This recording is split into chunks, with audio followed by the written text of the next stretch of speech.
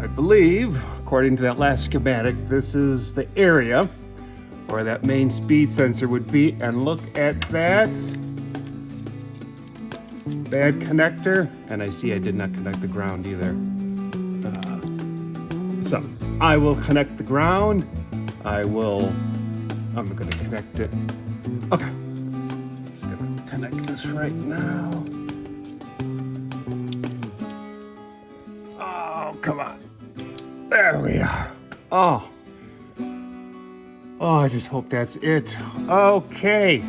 So if you are looking for the main shaft speed sensor in the 2001 MDX, this is where. Go to the front,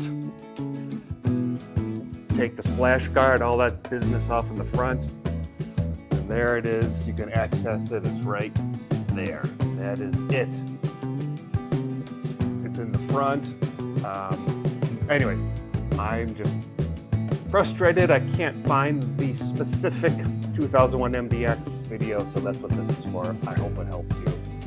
Driver's side, front, this is contextually where it is, right up there.